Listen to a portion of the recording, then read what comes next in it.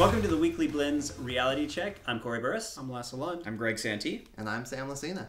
And you actually get to see Sam for the first time. For show. Woo! Reality Check is our look back at games that have come out and talking about them a few weeks after they've come out and see did they stand the test of time. This week we are talking about Fable 3. Fable 3. Which came out at the beginning of November and kind of a decent Definitely came out the end of October. Yeah, it Did it late, really? It was late Yeah. October. Definitely came out like the 26th. I don't know my of release October. dates. Yeah. I got it at the end. Regardless, at the we've had beginning about a of month November. to play it almost. Yes, we have had about a month to play it. So let's just go into what we liked about it or didn't like about it. Well, I think, Peter Molyneux has great concepts. I mean, the idea that you would start off as a prince and then go out and build up this, this following and stage a revolution, Right. and then ultimately become king and then face a threat of your own.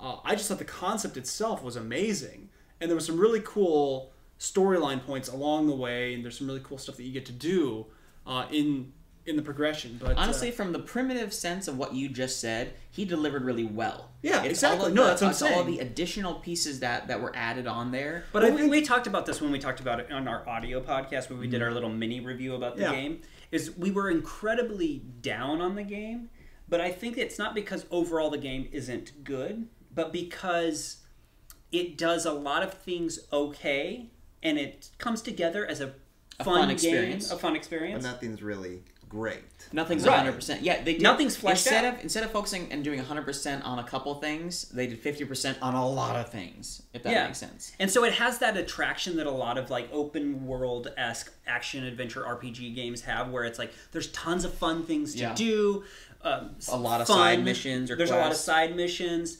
The actual story in and of itself is actually pretty well done. I actually liked the voice acting in it. Actually, the voice acting was really well, they good. had a lot of stars. They had a lot. Well, not as many as like God of War 3, Right. but they did have a lot of stars. But the things that make Fable unique are the things that Peter Molyneux, touts in his previews. Like Yeah. you can reach out and touch people. You can have all these relationships.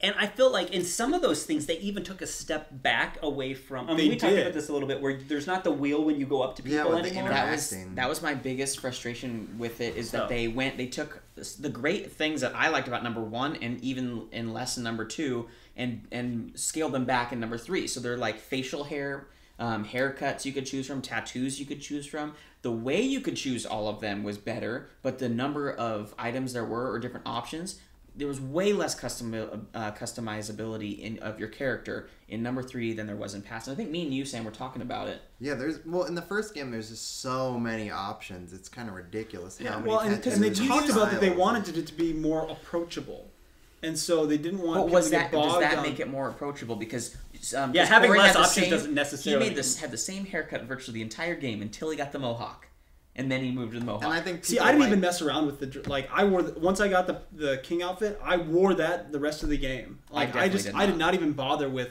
messing with how I looked. Well, I mean, I guess that's kind of the thing is some players That's part don't of my care fun. about Yeah. how their avatar looks, and other people like I like care about buying customizing. property. That's what I care Yeah, about. I care about my guy I wanna having own the clothes everything. and colors and hair and The problem was, though, is by taking away a lot of those options, you took away some of the identity of the previous games. Yes. And That's I what I guess thought. that's my thing, is like, you should never take away things that you had brought before.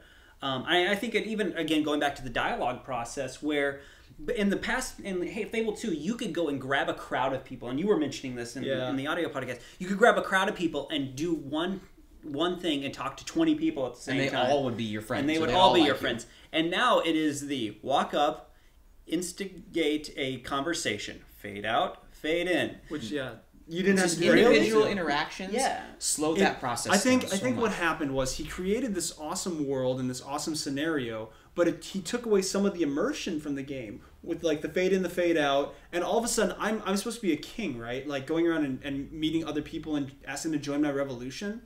And what started out at the beginning of the game where I was shaking hands with people, okay, that makes sense. Now I'm salsa dancing with Joe the plumber, and It's very weird. And I'm somehow starting a revolution by doing that. Like, You know what they took away? They actually because you used to be able to choose whatever you wanted, right? Right. But if you looked in the bottom corner they would always suggest one for you. Exactly. What they did was they took away your option and only gave you the suggested thing. Exactly. They also did another thing, which was I felt like in past games you kind of arbitrarily became something. So like in the first game, right? If you kicked chickens in the first level, you became the chicken kicker. You could open up that free title. Yeah, and so people would all call you the chicken kicker.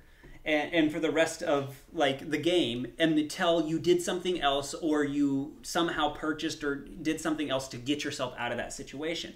There aren't any of those organic kind of things I didn't feel in this game where you do this and other things happens. They kind of made it a little too like, buy this, this happens. And that includes when you become king.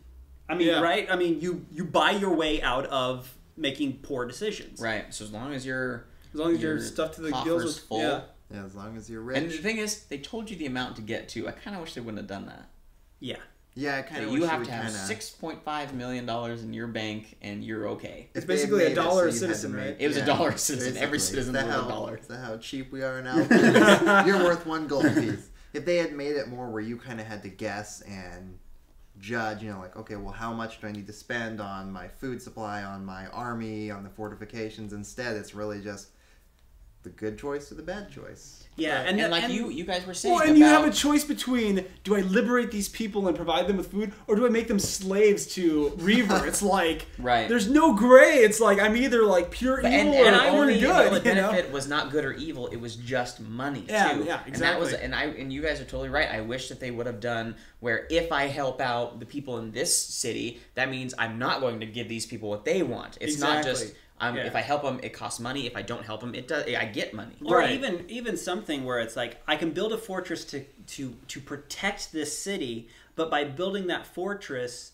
I take away some of the private businesses, so there's less businesses even for me to be able to own. Things like that where there is some true trade-offs. There are true it was really kind of like good people give money to the people. Bad people take money. Well, there's I mean, like if you look at how government is actually run, I mean that it's all about how you distribute the money, right? So I mean, there's some sense in that. Yeah, but because you could just gather more money personally and just give it to the government of your kingdom, then it made it so it was like, oh, I can essentially there wasn't really choice.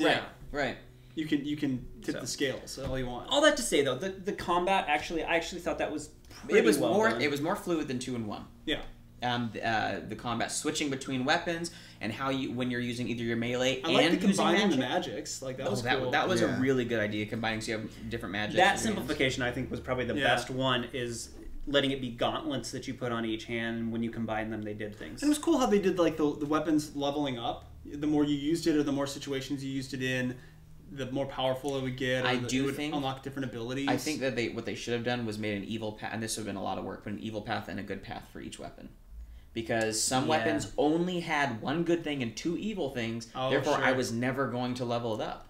Which meant it only... Well, if you take the time to search for all and find all these 50 legendary weapons, which some of them are completely random, there are some swords that are completely good and evil weapons. Right, and I have a couple of them, but the one I happened to use, which was my most powerful sword, had 1 good and 2 evil, and I did not want to do the evil things. It was like kill 50 noblemen. Well, who needs noblemen anyways? I know, but 50 of them? The problem is, though, I mean, the problem was, like, I actually liked the idea, I'm with you, that they had, like, mini achievements for each one of the levels of things that you could do. The problem was, I felt like I should still be leveling my character up and my my sword up by just using it.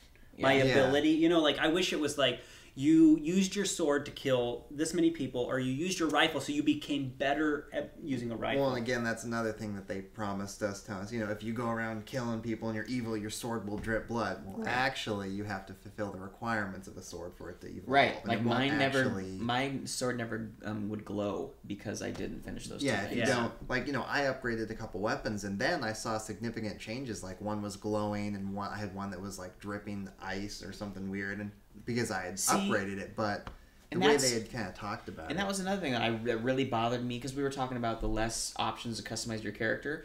In the first game, when you did something bad, your morality meter started to go towards the negative. And you would start, after a while, you would start seeing the things, like you would start growing horns. You would go bald. And when you stand still, the ground would start to burn and your eyes would be red. That's awesome. awesome. Like, that stuff didn't happen all in this game is once you get to the certain point, they say, how did you play the game? Did you play it good or did you play it bad? And regardless, or whether you did it good or bad, they would give you the same result. Yeah. And I really did not like that because I thought if you're going to give me some spoiler, if you're going to give me sweet wings, let me get them, like have them grow on my back. You know, they start off small and funny looking. Just appear when you do an extended flourish. Right. Yeah. That's again, ridiculous. it kind of feels like Fable took one step forward in a lot of areas and then 2 steps back in so many other areas, and so it it's makes not me want to go but the back and problem play is, the old games. It's not a bad game. It really is a fun. It's a lot game. of fun. See, But- it is, but it kind of burned out on me. Like, I was having a lot of fun about 75% through the game, and then I get to a point where there's so many side quests, and and I'm just kind of like, I was done with the combat that I just kind of rushed through to get to the end and didn't save all the citizens and everything. I was just kind of like, I just want to see the end. I don't want to spend all my time doing all these side quests and doing all How these was your things. ending since you didn't save the citizens? I mean, I made all the good decisions, so I think I was a good king, but I didn't save a whole lot of people, so there wasn't a lot of people in my... I saved like 1.5 million people. So have you played after you beat after the story was over? I walked around a little bit. I'm just curious, like, if you don't save people, or the cities...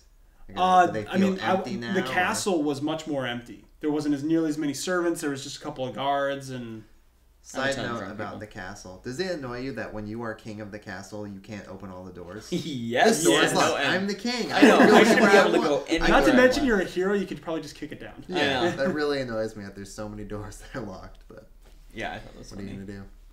I don't know, but I do think that the game was a ton of fun.